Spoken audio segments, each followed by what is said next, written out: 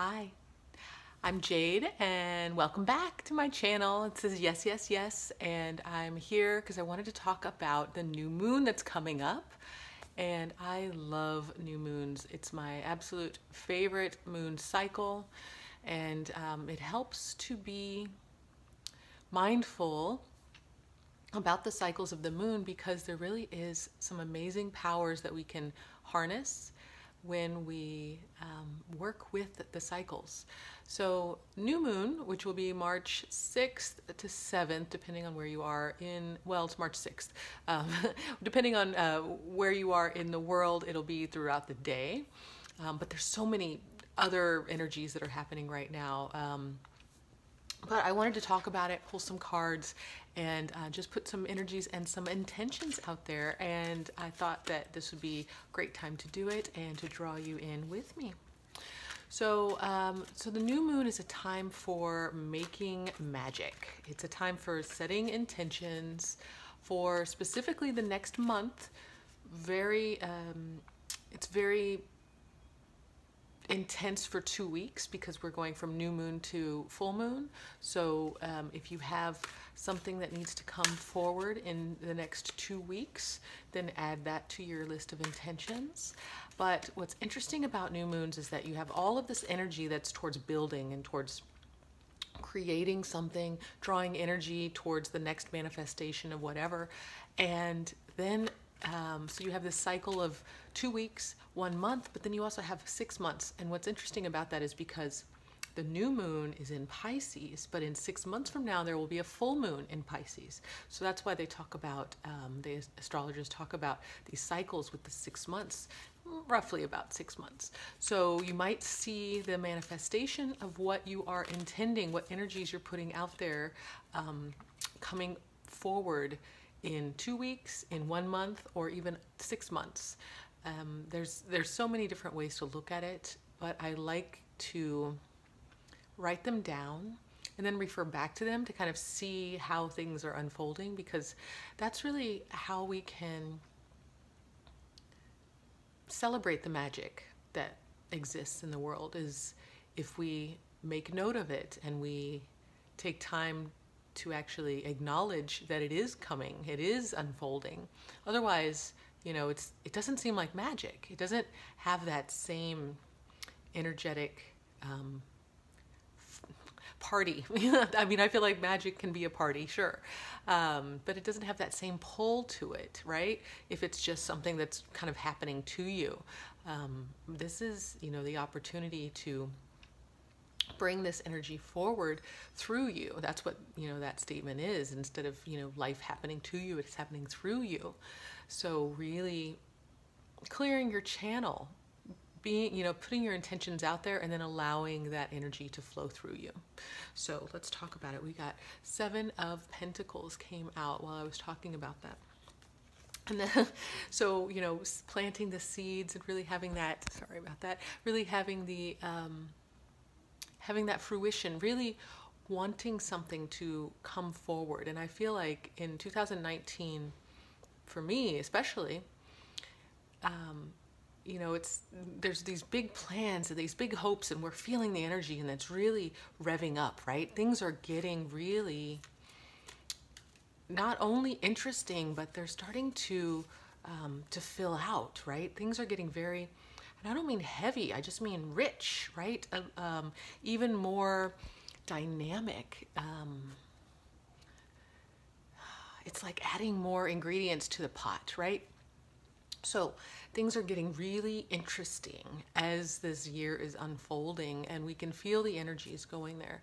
And so planting the seeds and allowing them to grow, stepping back and allowing them to grow has been really difficult because we want to make the change. And even just talking about, setting the intentions and making the change can be a challenge, right? It can be something that it's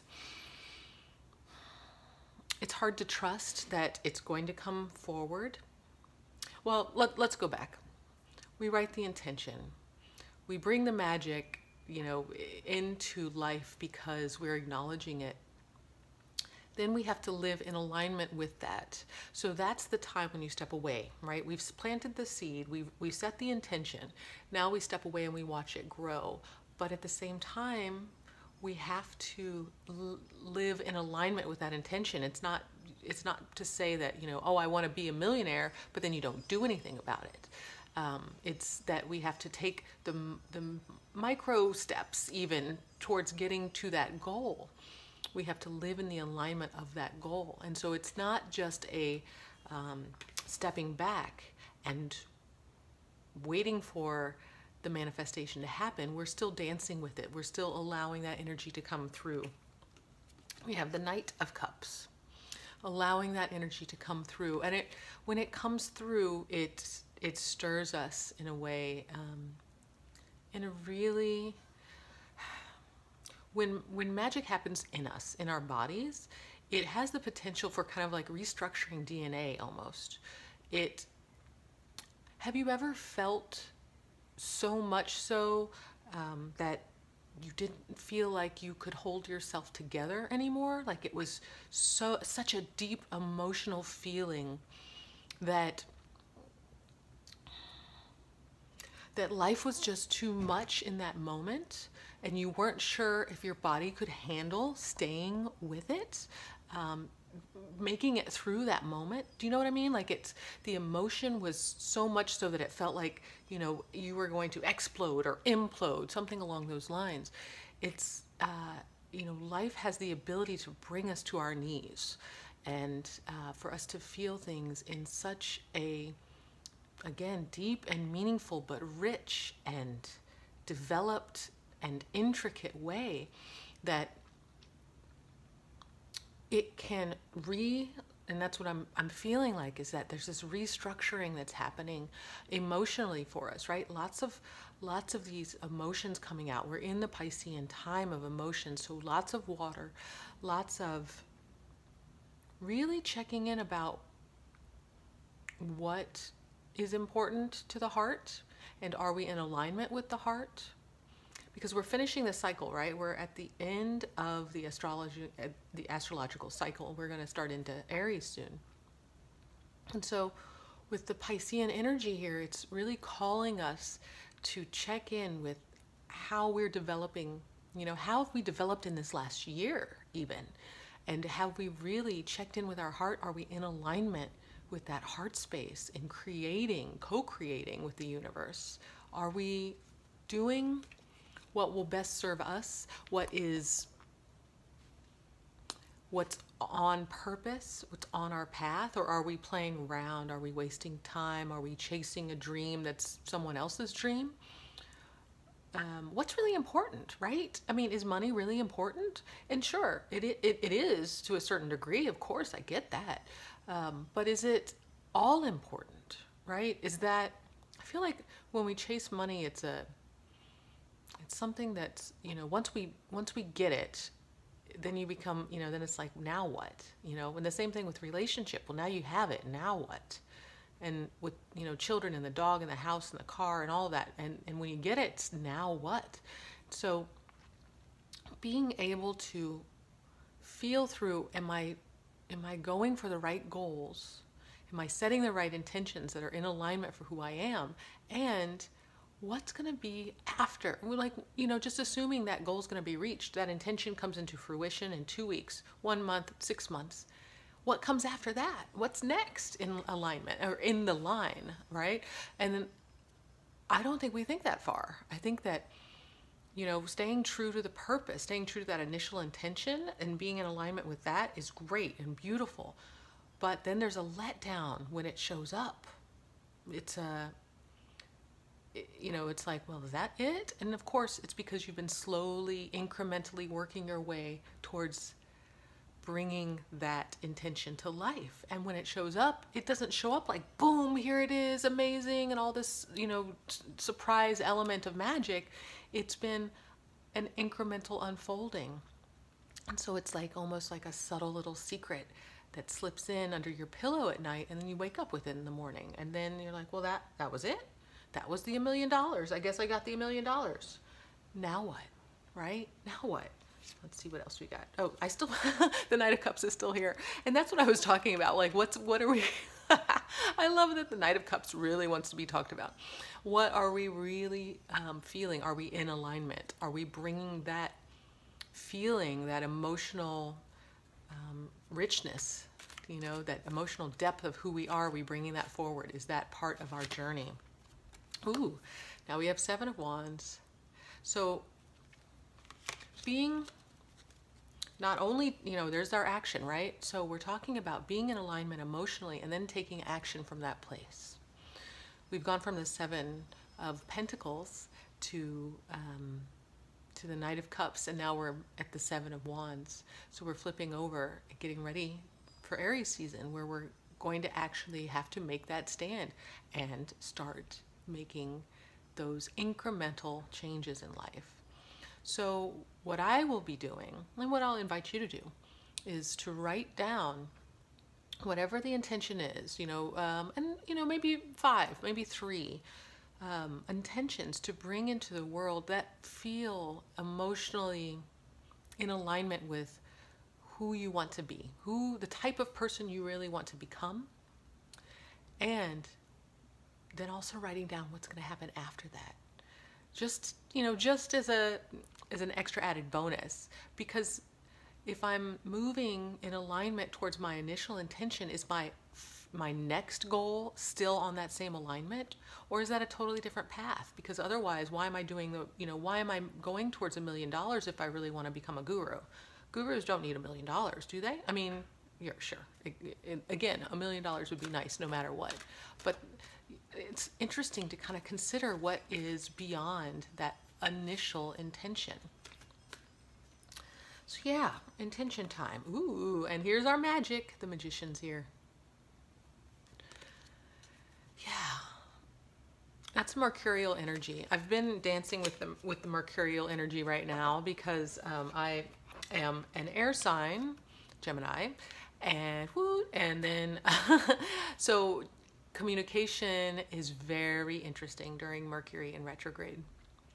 And it's going into retrograde. That's what I'm saying. There's so much astrologically that's happening. We've got the new moon in Pisces. We've got a Mercury retrograde also in Pisces. And then we have Uranus going into Taurus and for the next 7 years. So there's this great, amazing, energetic shift that's happening.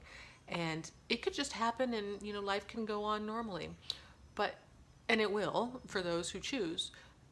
But what I like to play with is bringing the intention, making the magic happen because I am aware of these things happening and being really dancing with the energy that's available. Because, you know, that's kind of why I'm here, is to play with the energy that's available, not to just let things happen. I've had things just happen, and it's because I wasn't aware. I didn't know energetically what was going on, what it meant. And so now, you know, looking back in retrospect, I see that it would have been interesting to have been able to play with that energy ahead of time to not necessarily circumvent, but just to guide, to, you know, to have that awareness, because if things happen, to have that awareness knowing, oh, I'm not crazy. It's not just me. It's, you know, it's part of the energies that are happening here. Looks like Frida is drinking my tea, but I'm gonna have some. So I'm staying at a friend's house, dog sitting. If you might have listened to any of my other videos, Kenji is usually barking in the background. Today he's chill. So, but I have these great cards here, so I wanted to pull a few. These are the Carolyn Meese, I think is how she pronounces her last name. The different, oh no, I've forgotten. I'll write it down in the description box. It's the different roles that we can play, and it's a huge deck. So there's lots of cards. I think there's close to 80 different roles that we play. Gosh, I just can't remember. Not soul contract, but that's okay. I'll find it. So I wanted to pull a few roles for us to pull and play with coming up here. Oh, the Fool. So we have this Fool energy. I can see that there's a bit of a so it says, fearlessly revealing emotion, helping people laugh at absurdity and hypocrisy. Well, that's good. That's the light. Now the shadow, using humor to wound rather than liberate, denialing of your emotional truth.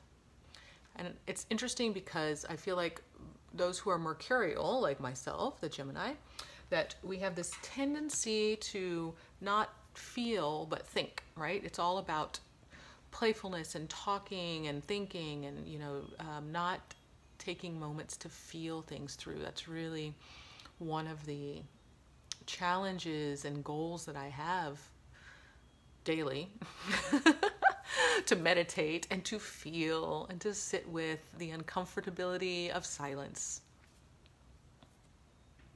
Yeah. So in this time, let us draw upon the Fool energy of being lighthearted and bringing humor to the world and laughing at the hypocrisy. I'm just thinking that there's so many hypocritical things we can laugh at right now. Just looking at the news headlines, you can laugh. It's ridiculous. It's sadly ridiculous, but sometimes there are people who have to play that role of keeping it light. So keep it light, but don't forget to feel through it. That's what those cups are coming up for us. Okay, let's see what else comes up in this deck. And maybe at some point I'll remember the name of this deck. Oh, we have the Judge. Oh, that's very big. The Judge. Balancing justice and compassion, managing the fair distribution of power. And the Shadow is offering only destructive criticism, misusing business, legal, or criminal authority. Okay. So in being the judge, being a wise judge, actually, being able to give constructive criticism, right? Giving the statements that are helpful for others. So, we're being asked to keep things light, and if we are noticing a need to help guide someone towards the light, we want to do it in a constructive way. And being able to use humor might help doing that, in doing that. We want to, the compassion, right? So being able to balance compassion with judgment. So if something comes up in this month where, like this is, that is wrong. You can see that it's wrong. Somebody does something wrong. It's a no-go. It's they've crossed the boundary or whatever. What would it be like if instead of us doing that Seven of Wands, like setting our boundaries and saying, no, this is not okay, what would it be like if we looked past our boundaries into what was really going on for them and really recognizing and, seeing the sadness that might have brought that on, calling them out on what's underlying that behavior in a compassionate way, like it's what happened to you to make you feel that you had to come at me in that way? What happened to you that has made you so sad? What happened? And then offer the compassion to meet them there. Boundaries are clear because you're not going to let anyone bother you, right? Their emotional baggage can't touch you because your boundaries are clear. You don't have to necessarily state to that person, look, no, this is not going to fly. I'm not going to handle it anymore. I think that we're beyond that. I think that we have gotten to a place in our society, which is great, that, okay, this one's flying, we'll talk about it. We've gotten to a place in society where I think that there are some things that are understood. And like moral ways of treating each other, I think are understood. Sure, for the most part, I'll say yes. There are definitely going to be some exceptions. People who are still waking up, people who maybe never will wake up. I know I have not met everybody in the world, just the people that I have met. And I know that those that I know are trying in their own way, all across the board. And to be able to hold compassion and arms open for those who are trying and maybe stepping on toes on the way will help them to step on less toes and keep people from shutting down. That's really what I'm feeling, is that with the judgment, with that harsh criticism, it just shuts people down. And what we want to do is open up, right? We want to open our arms up. Am I still talking about the moon?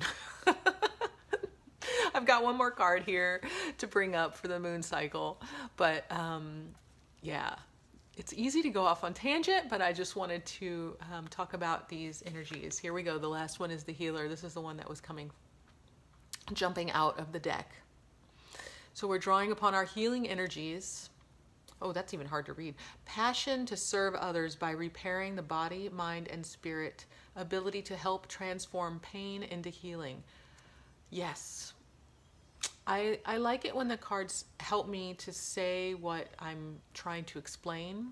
It's as if, I'm channeling through. I'm working, I'm letting the words come, and then there's this other aspect of the same thing I'm channeling that the cards want to bring forward, which is being able to heal ourselves so that we can heal others, being able to balance all of these aspects of ourselves so that we can demonstrate what balance is for others, so that we can be there for others who might be imbalanced. The shadow aspect is taking advantage of those who need help, failing to care for oneself.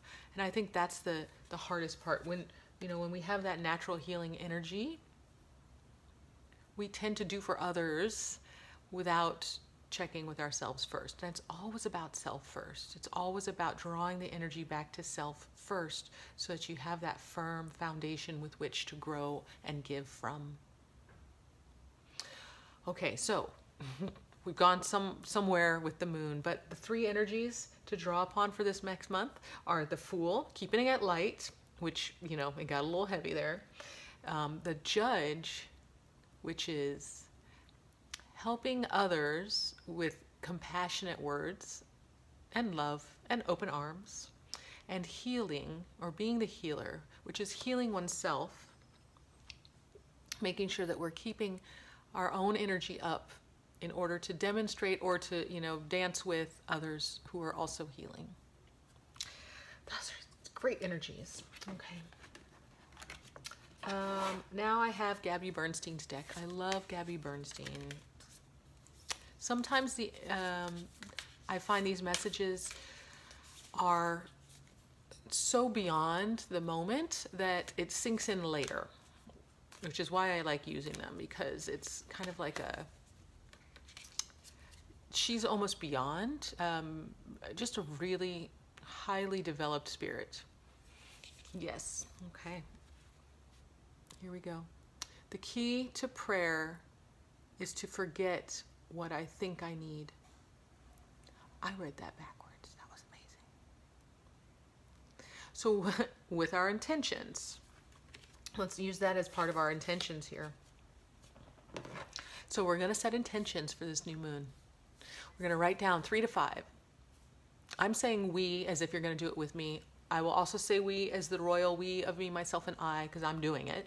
So 3 to 5 intentions for the next 2 weeks, 1 month, 6 months of what to manifest. Then I'm going to surrender that to the world, to the universe, knowing that it's going to manifest, knowing that I can trust that the wheels are in motion. But at the same time, I'm going to dance with it, and I'm going to get in alignment with that goal, with that intention, and I'm going to make those incremental steps towards manifesting it. Because I got to get in alignment, because if those $1 million are going to show up, I've got to be ready to accept them, And I don't mean like opening the bank account and buying the clothing and the car and the house or whatever. I mean getting into the mindset and getting into the heart space of what that would mean, whatever that, intention is. I'm using $1 million because I've said it a few times. But hey, let's intend $1 million. Why not? So trusting that it's coming, but getting in alignment so that it incrementally will work its way towards you. Like it's, you're meeting it halfway, right? It'll take half as long to get to you if you meet it halfway. Yeah. And we also want to keep it light. Remember to keep ourselves in alignment and in balance with our heart, our soul, and our mind. To heal ourselves first and then others. Put the what is that? Put the oxygen mask on yourself first and then help the others. And make sure if we're seeing an opportunity to help elevate someone, a brother or sister or whatever, that we're doing so with compassion instead of harsh criticism. This is going to be an amazing, amazing season, okay? So thanks for being here with me. It's so exciting. I love doing this. And yeah, if you are enjoying this, if you like this, hit a thumbs up button so I know. I'm gonna keep doing these for the moon so we can all be aware with it. And you can do this with me. This is great. And for now, I'm gonna send you all my love. Happy new moon. I'll see you all soon.